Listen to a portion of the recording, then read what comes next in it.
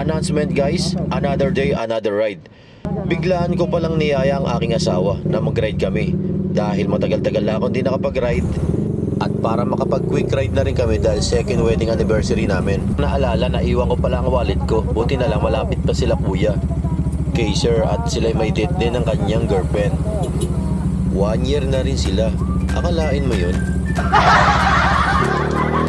At eto na nga, no-vertical na namin sila dito sa Dasmariñas. Wow!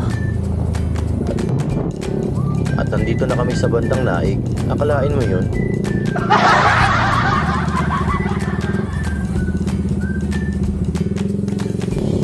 Ay salamat, nakasagap din kami ng sariwang hangin.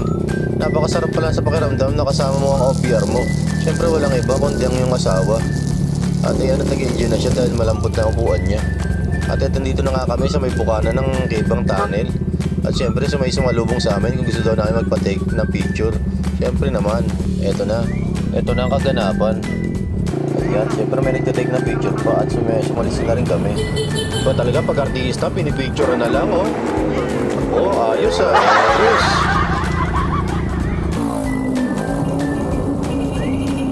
At eto na nga ang resulta, mga pinagagawa ni Kuya. Ayos, professional talaga. Eh di wow. Thank you Kuya. Bigyan ng tip yan. At eto na, tumalis na kami ni Mrs. dahil hindi pa siya nagtatangalian. Iikotan na namin ang Nasugbu ang puntang Tagaytay. Doon na kami magdi-dinner. At eto ang loob ng Kibang Tunnel. Tignan nyo naman, napakaliwanag ng dilim.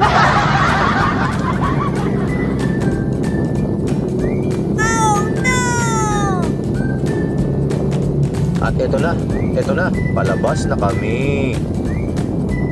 Ayan ang labas ng Kibang Tunnel. Salamat, bye-bye Kibang. At nandito na kami sa may Bulaluhan dito sa may Tagaytay. At syempre, humanap kami ng affordable na. At ang kinain namin ay papaitan, tawilis at pritong maliliit na hipon. Kaya ang trip namin kainin. Moto South Cafe sa Silang. Nag-coffee lang kami saglit at nagpahinga. After nyan, umuwi na kami ni Mrs. Thank you for watching. See you next vlog.